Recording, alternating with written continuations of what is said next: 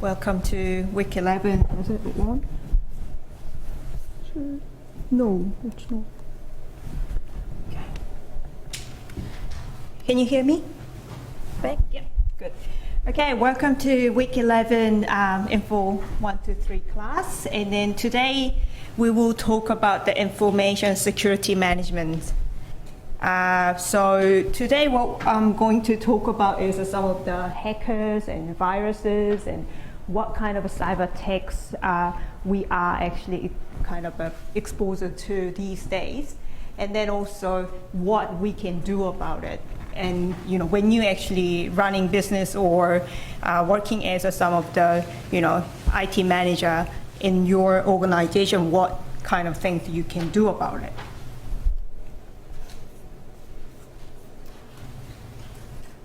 Okay. So as usual, we start with the video.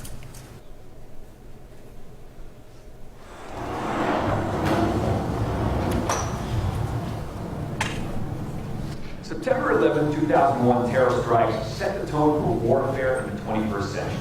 The 21st century has also seen the rise of another kind of warfare. Warfare that lets nations and loners do battle without guns or bombs.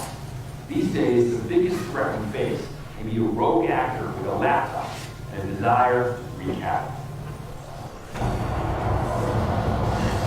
Cyber warfare is probably the greatest challenge that we have as far as our nation's national security is concerned.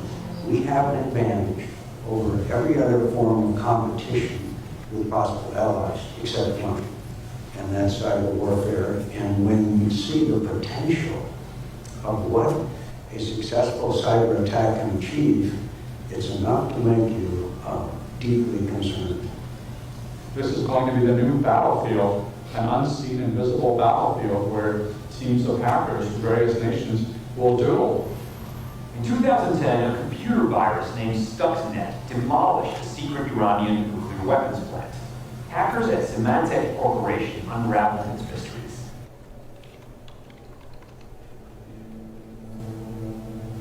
What made Stuxnet different was it didn't just stick to the cyber world. It actually reached and caused sort of real-world kinetic damage. It's nothing that we had ever seen before. And so Stuxnet just began spreading all around the world on the Windows machines everywhere.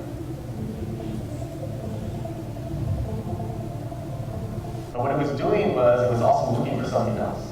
It was looking for these things that are called PLCs, or these small computers that control things like factories, like the power grid.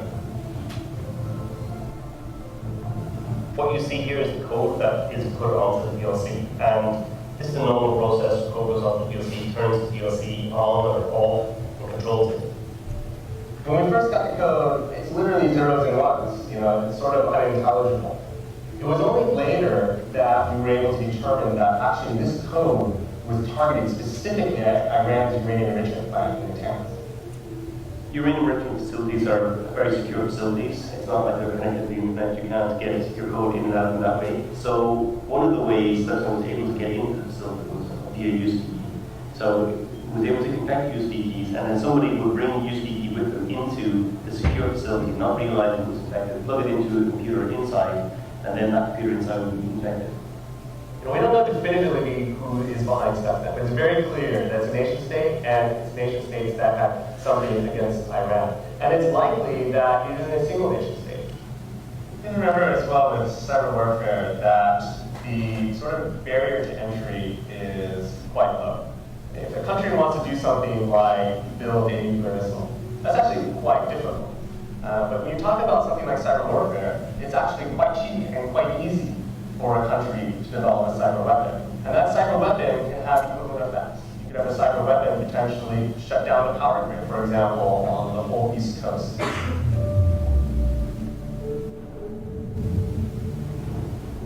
New York is out. Wall Street is out. All your banks are out. You can't even withdraw money. You can imagine people panic starting and people trying to get cash. Can't get cash. ATMs aren't working. Then things like your water waste and treatment plants aren't working. There's no clean water. There's going to be a run on stores. Stores potentially aren't even operating. Your credit card's not going to work at the store. There'll be absolutely mass panic. If you can blind the US military, if you can shut down our GPS and our computer networks, our military is basically unable to function. And it would take days or weeks to get those systems back up and running. They can do tremendous damage. They can defeat your armies, your fleets, your air force just by simply blinding them, by taking down their cyber systems. I think that's a huge risk that we face. With cyber war, I always think one of the most effective ways to fight against cyber is to find the computer and the operator and go to bullet through both of them.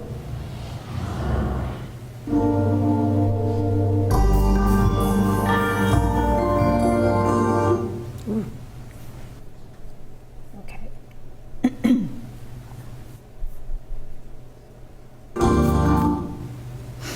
I will show you another one. This one is actually more talking about Stuxnet as well.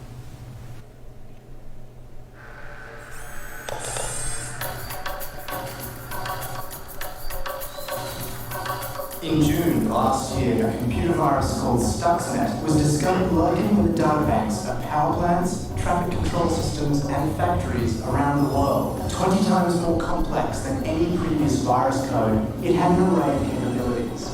Among them, the ability to turn up the pressure inside nuclear reactors or switch off oil pipelines, and Stuxnet could tell the system operators everything was normal. Unlike most viruses, Stuxnet doesn't carry the usual forged security clearance that helps viruses burrow into systems. It actually had a real clearance, stolen from one of the most reputable computer technology companies in the world. It exploited security gaps that system creators are unaware of. These holes are known as 0 days, and the most successful viruses exploit them. The details of a 0 day can be sold on the black market for $100,000.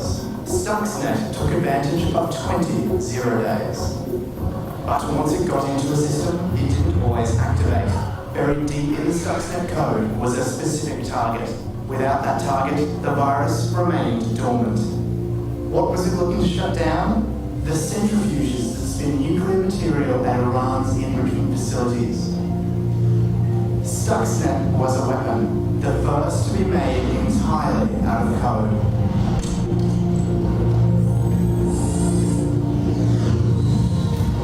The Washington-based Institute for Science and International Security says the virus may have shut down 1,000 centrifuges at Natanz, Iran's main enrichment facility, last year. In November, the International Atomic Energy Agency, the UN's nuclear watchdog, said Iran had suspended work at its nuclear facilities without explaining why. Many observers credited Stuxnet. Last month, the Iranian government conceded the virus's infection of the Bashir nuclear facility, still under construction, meant that switching the plant on could lead to a national electricity blackout. Iran has responded to the attack with an open call for hackers to join the Iranian Revolutionary Guard and has reportedly amassed the second largest online army in the world. So who was behind Stuxnet? There's no evidence beyond rumor. Some have it that Israel is responsible because the virus code apparently contains references to the Hebrew Bible. Others believe the US was involved in the testing and development.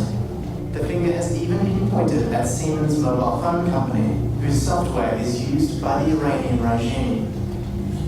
The most important question may not be who designed it, but who will redesign it. The evolution has been so fast that 9 months after its detection, the first virus that could crash power grids or destroy oil pipelines is available online for anyone to download and tinker with.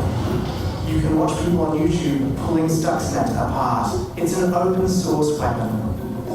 And there's no way of knowing who will use it or what they will use it for.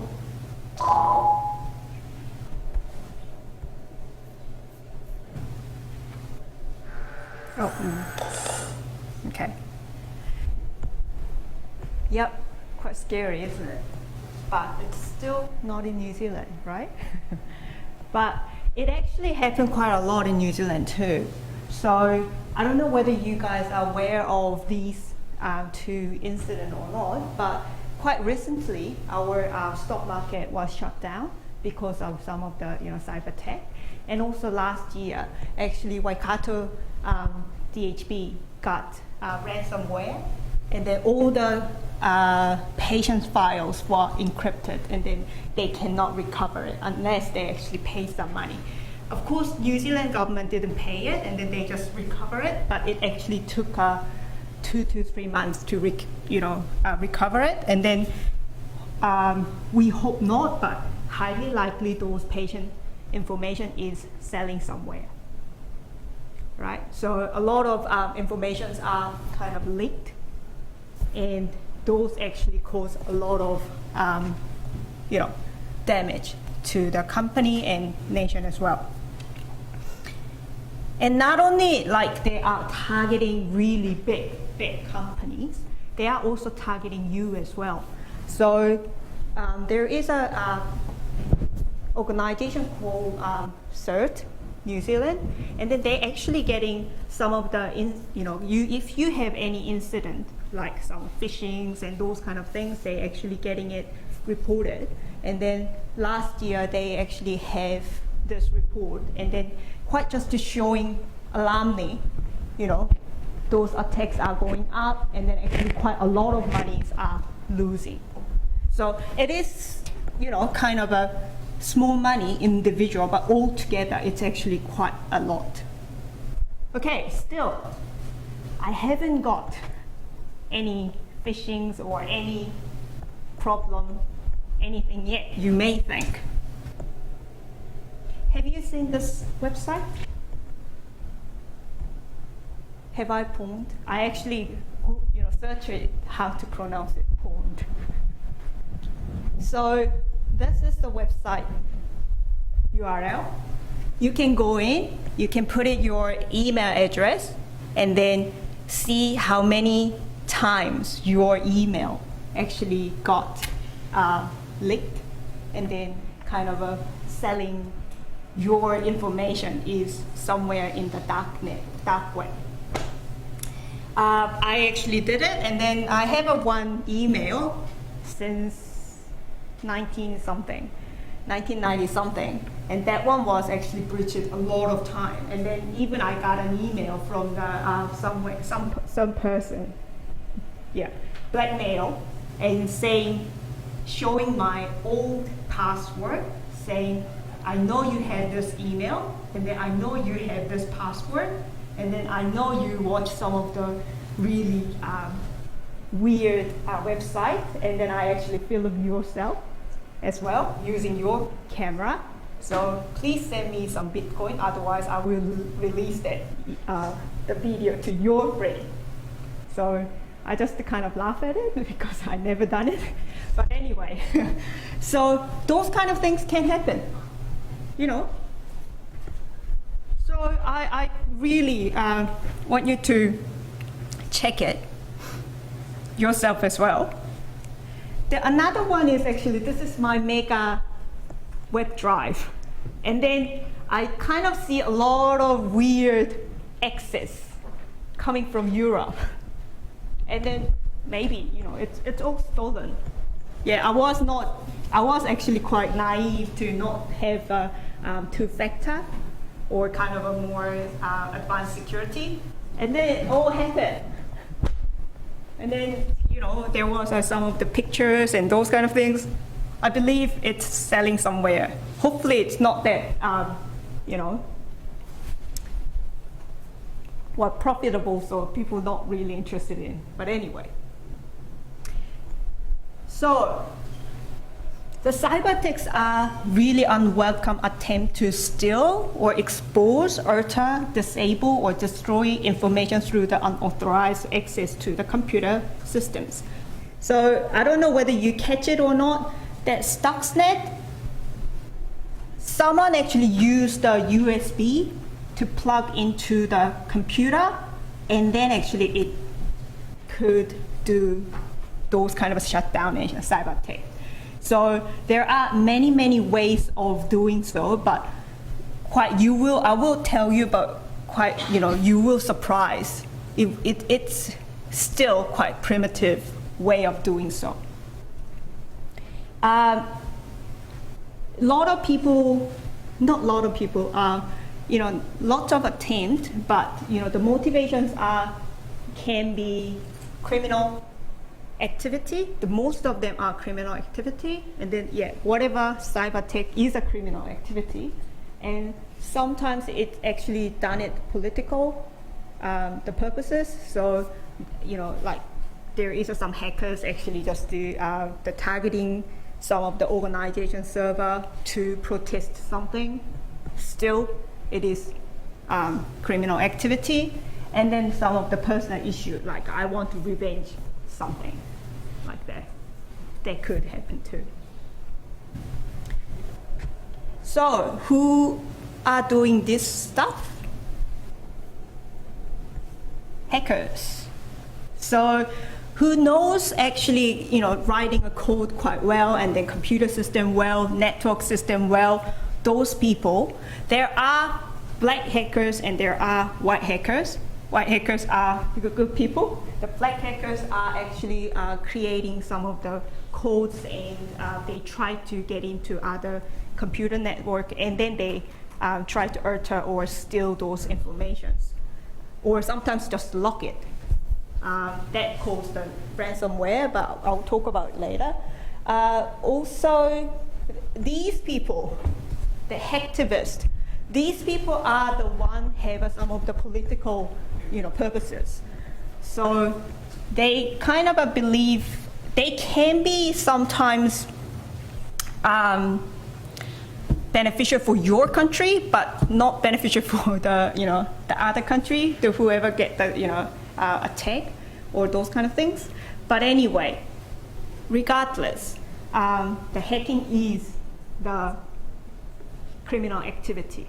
I told you that there is a white hackers, and those are call it more like a security expert. What they are doing is they actually get hired by the countries or organizations. They intentionally try to break your network down in order to try to figure it out what kind of vulnerability actually you have in your network. So they actually try to get into your network, and then they try to kind of do whatever, but that's actually all the purpose of trying to identify what is the risk you have. So, or sometimes they also kind of try to make some of the solution when you actually get attacked by the hackers, and then they kind of come to you and then try to, how you actually to overcome those issues, helping those things. They are the white hackers.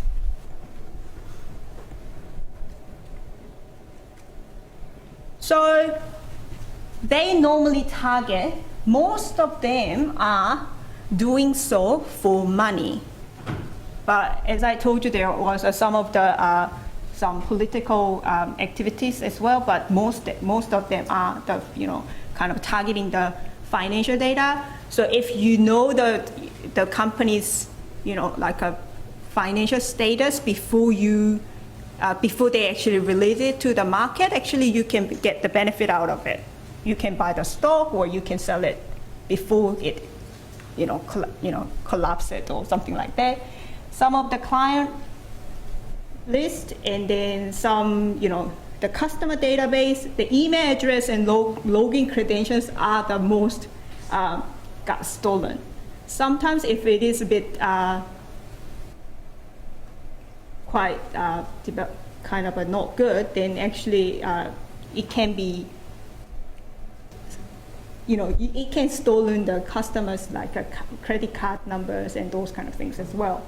So there are some websites also selling other people's credit card numbers, and then you don't know whether your credit card number got stolen or not, but someone actually just using it and purchase something like that. Yeah, so all those things, the data is actually their target, and they try to steal it, these data, for reselling it, or they actually kind of use it for other purposes like that.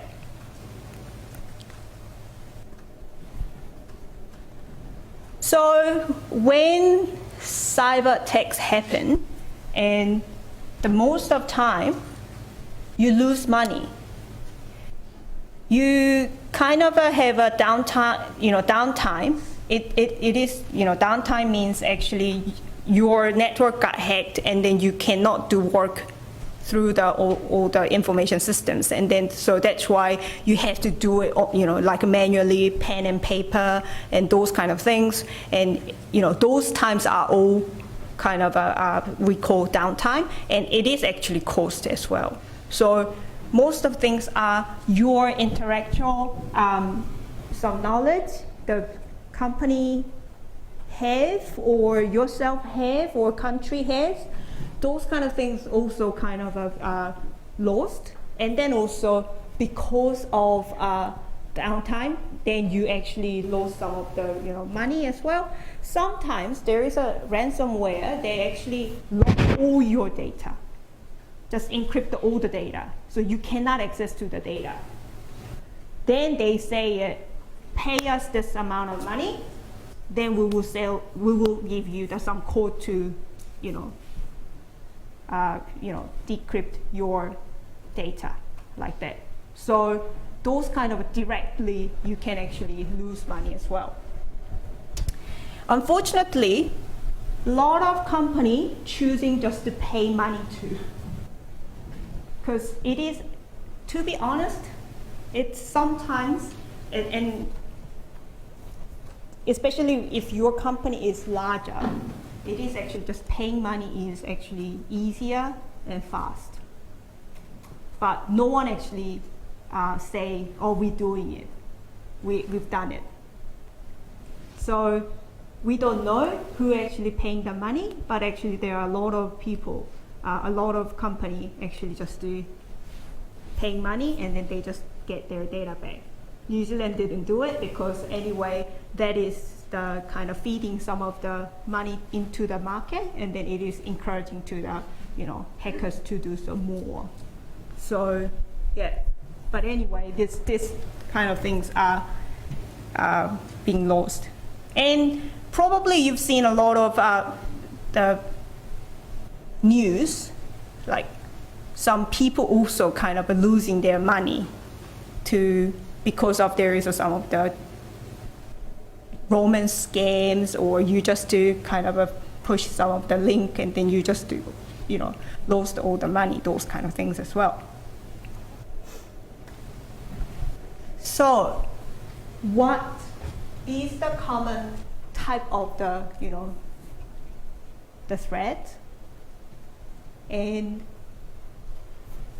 there are some of the things like this. This is just the kind of really common things, but there, as you saw in the video, it is like a virus. We are having coronavirus these days, and then I don't know how many the variant we've been through, right? It actually keeps changing it. So from the original, and then it actually keeps changing it, and computer virus is actually similar.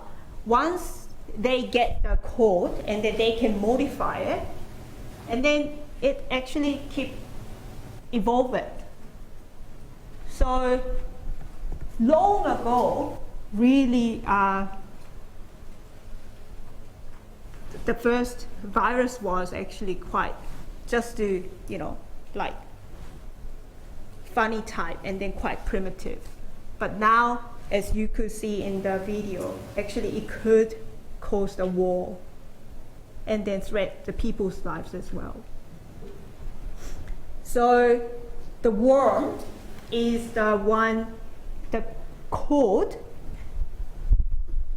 Normally the virus has some of the files attached to it, and then you click it and you execute it, and then it actually kind of activated. The worms are actually, it is like a worm.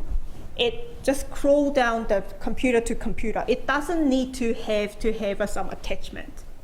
So those kind of things are worm. And malware is, these things are a lot of things using the malware. So it looks like a legitimate, especially for the Trojan horse virus.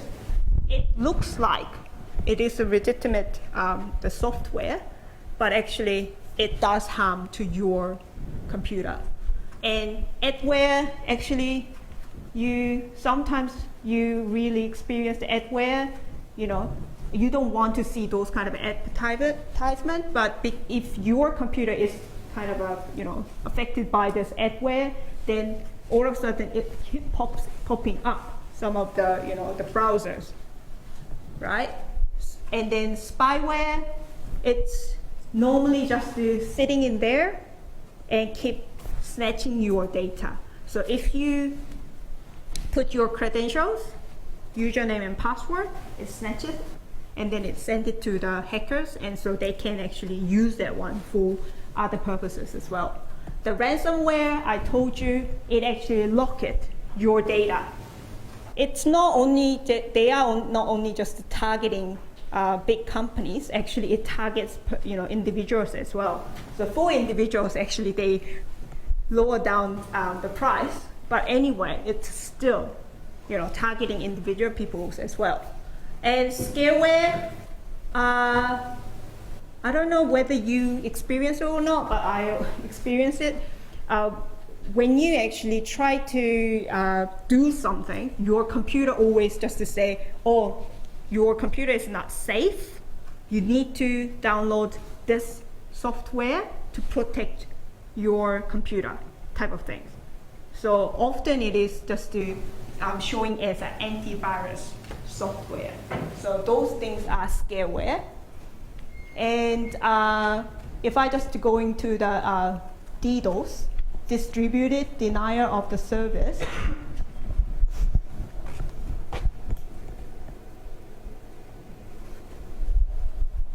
it is actually working like this. So the bot master, normally hackers, they create some of the code and they start to kind of make the computer get into the virus. And these are botnet, we call it. They can be your computer as well. It is just to usually normal time it working as a fine. You even don't know whether your the computer get that virus and then become a botnet or not. But these are acting like a robot. So when they think, okay, it is a time, then they initiate some of the that command, and then your computer is sending all these. It's a bomb, but even like a Trojan virus or kind of some of the spam mail or something like that. Or what they do is they actually try to get into the one server. So all things are actually just to try to get into the server. So it is actually, there is a traffic jam happen, and then this network is down. So that is the kind of DDoS. And then you probably heard a lot of time some of the bank system down because of the DDoS attack and those kind of things. Most of the time, the network down. A lot of times, the botnet, the slaves, actually try to get into that network. So and then actually keep sending the signal. I want to get into and I want to get some information from your network. So then server cannot handle it, and server just do down. I put this, the video in here. So when you have your time, you can actually watch it. It actually explains what, better than me actually. So with the graphic. So, please watch if you have some time. I know you. So there are those viruses, but it actually have to get some, at some access point they should have, right? And then you may think, oh, they are so sophisticated, they can just do whatever they want.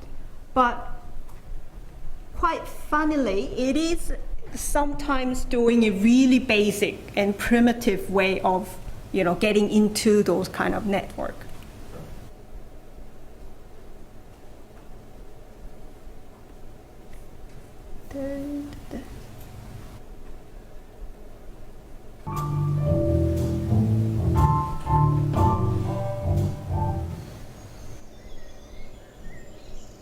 Hi, Larry. I seem to have left my ID back at home, so I can't get into the office. Do you think you could let me in? Sure. You could just follow me in.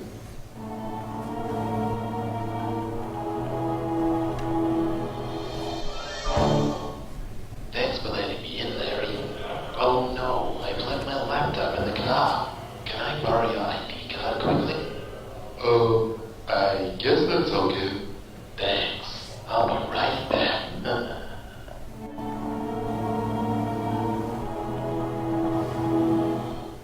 Jackpot. Let's see what we got here. An unsecured laptop and some cash. An unlocked screen. Profit looks good. I think I might buy some shares. What else? Password, confidential data. Ooh, some car keys. Nice. Okay, time to make basket. Identify, Larry. Access granted.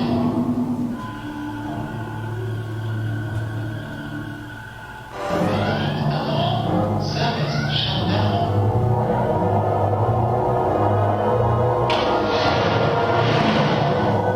Thanks, Larry. Alert. Service shut down. Oh dear.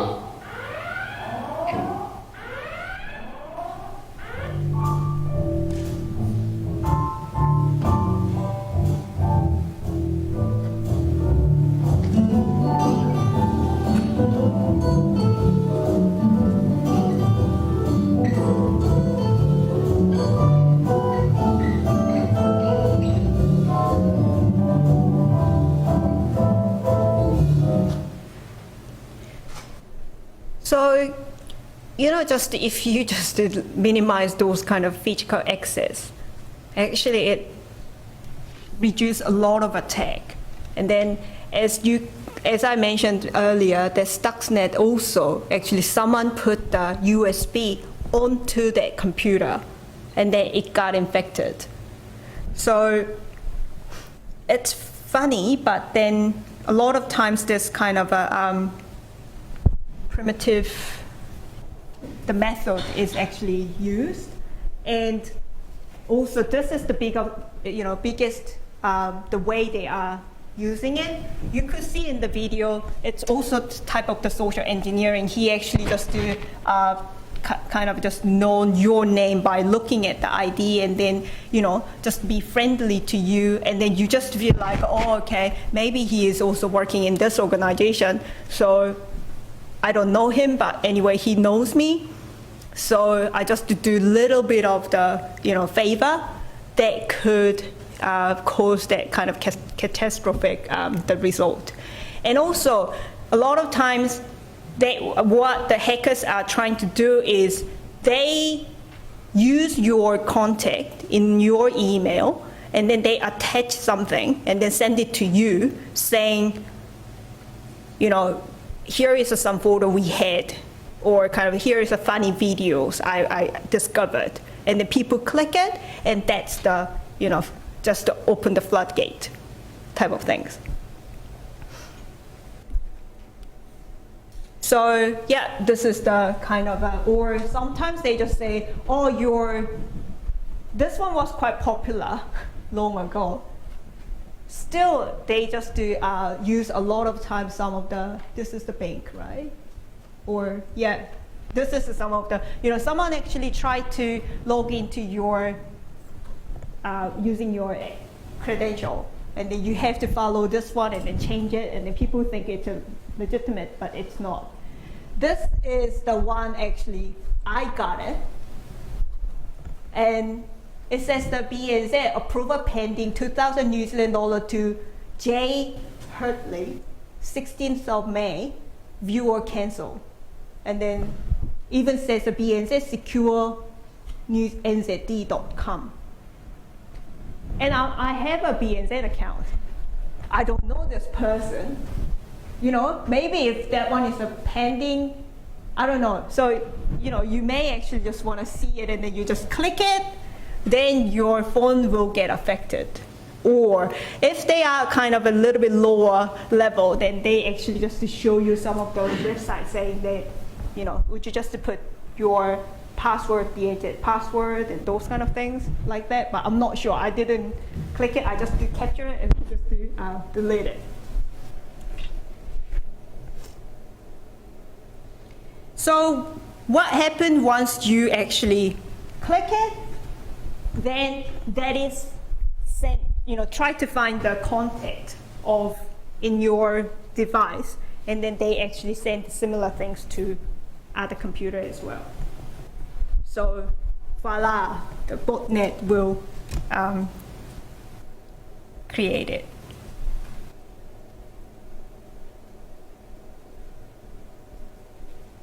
So they try to actually just to kind of connect some, you know, the point, and then they attempt some of the, you know, social engineering, and some, you know, they actually scan or kind of met the target who actually I need to target it. Then they attack it. Then they actually cover their tracks as well. So because they don't want to get caught.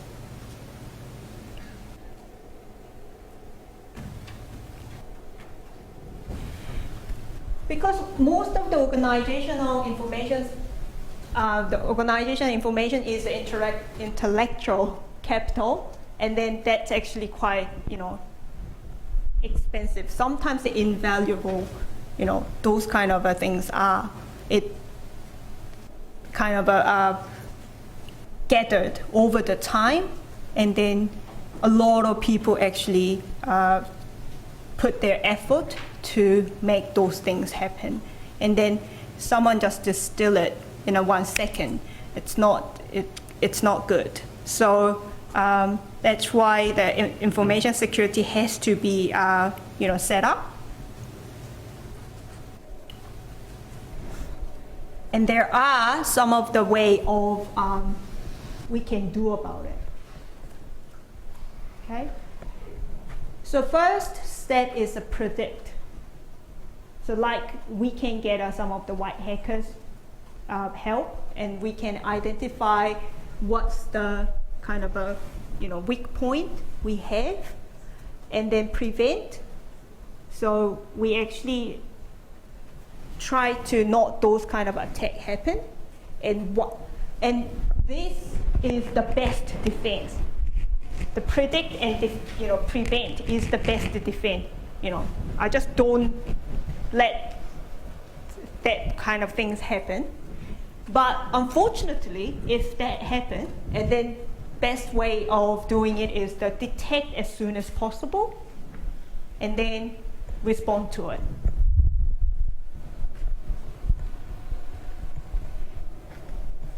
Maybe you just to see it like this is like our pandemic situation, isn't it?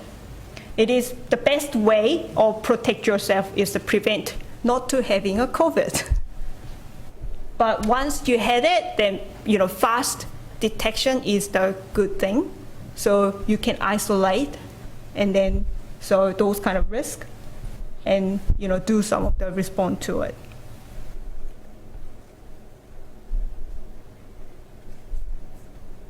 Let me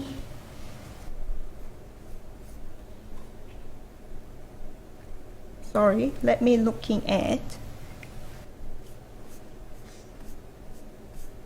okay,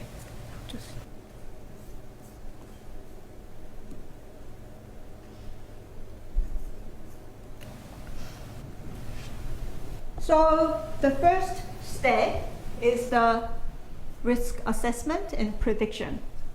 So you kind of try to understand what kind of a vulnerability, I should not pronounce it today. What is the really kind of a risk you have in your network and your business? And then you try to assess it, what is the kind of the risk, the level of the risk you have, right? And also, you have to identify some of the internal and external threat as well, and you follow these general process. Every business or kind of every situation is slightly different. So this is just general, but this one can be modified and altered when there is a specific cases there, and then you can actually modify it to meet the requirement. So you can actually read through some of them. Identify the set of the information systems assets about which organization is the most concerned. So you need to try to figure it out, what is the most valuable things we need to protect, and then what's kind of the loss. If it is happen, then what is the kind of a loss we can actually have? And also you can actually check the frequency of event or likelihood of each potential threat. So these days actually we will get a lot of spam mails. It actually has increased. Then obviously there is some of the risk of getting those attacks is actually higher. So these things are all identified. Then also you can actually see it, whether threat can come from the outside or inside as well, right?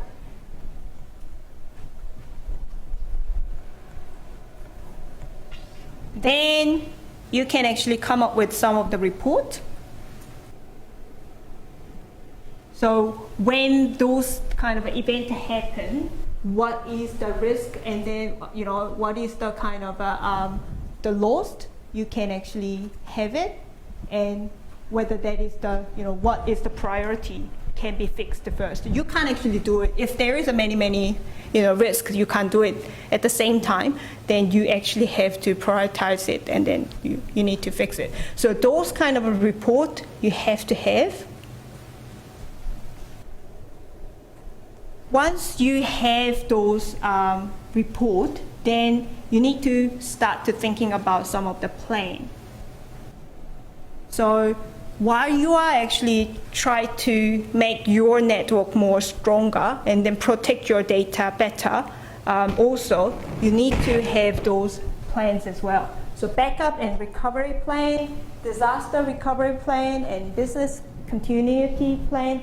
That one I will more talking about at the end of the response step. But in the prediction, you after that have those kind of assessment, you can have these plans.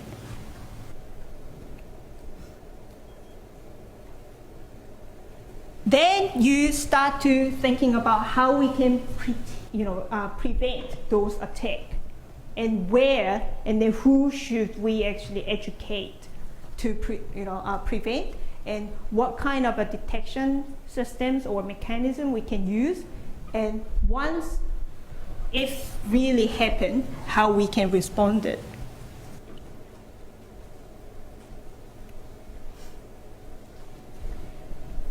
So the prevention is most of times it's people.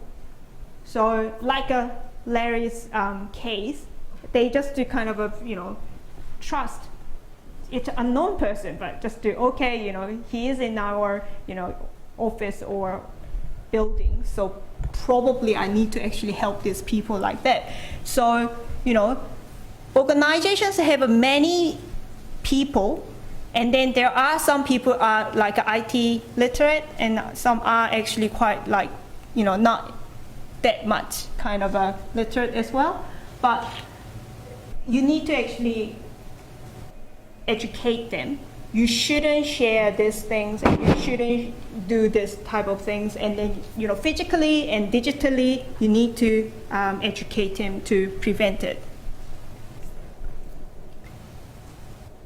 If it is actually still you feel hard to prevent, it's better to have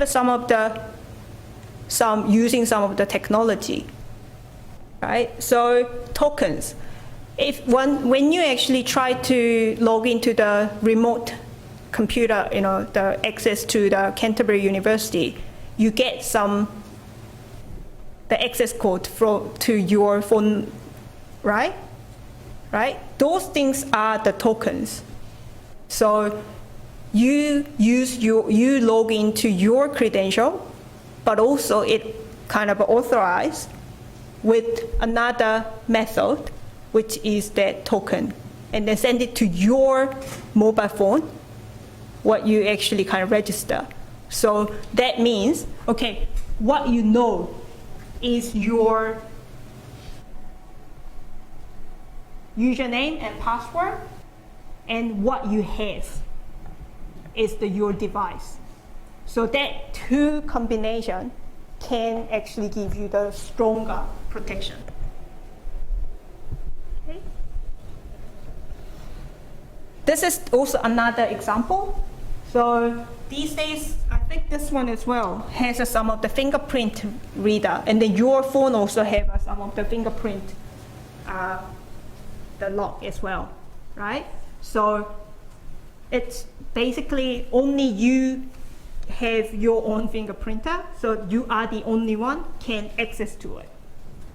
But again, it is actually quite expensive.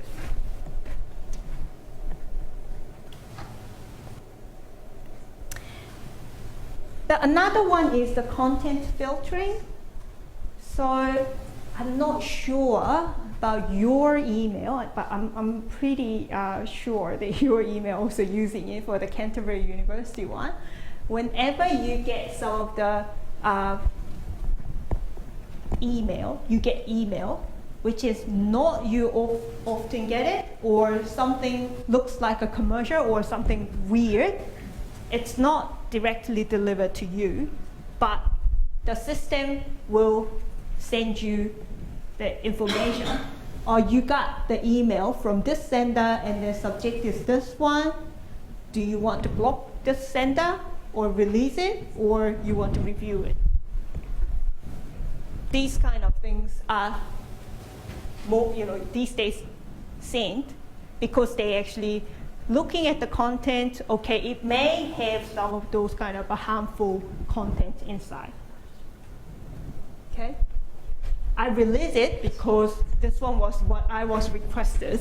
So, but it was quite good to see it is working.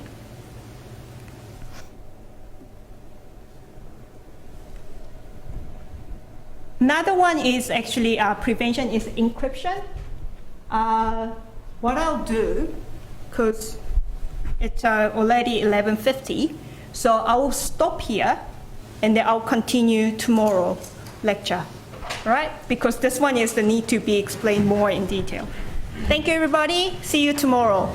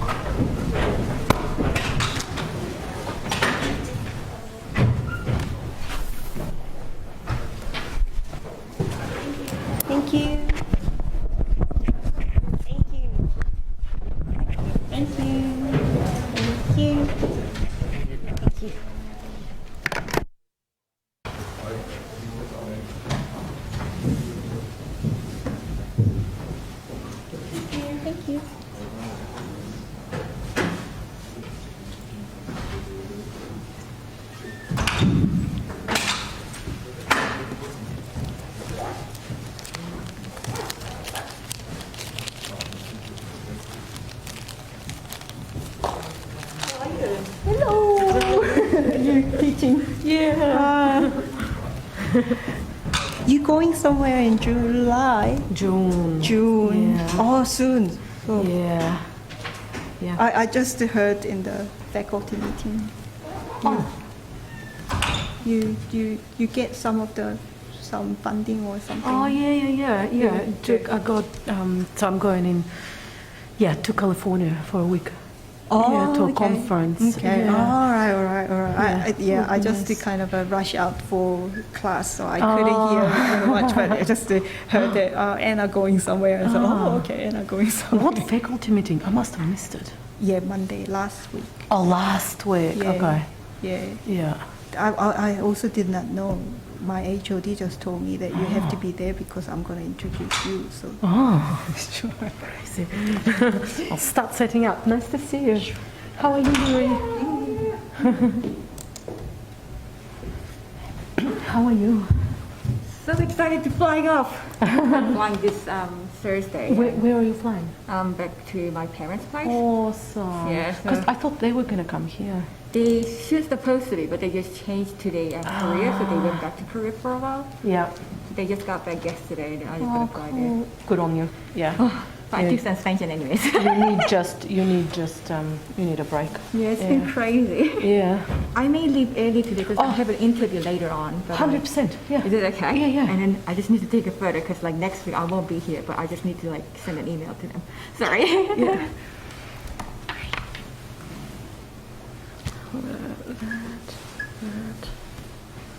But where is? And then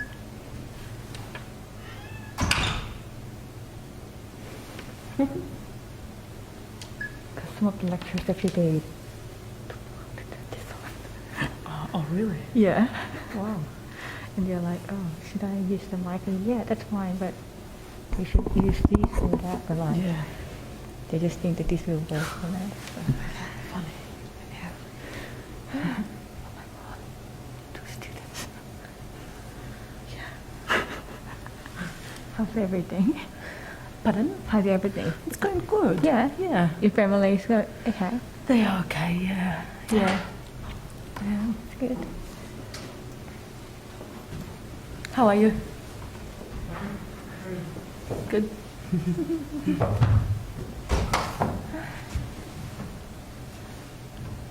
That is week 10. I know, I can't believe this semester is almost the end. Correct that. Is this week 10 or 11? I think it's 10. 11.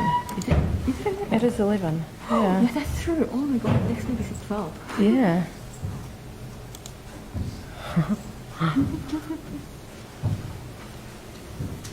I'll find yes next month.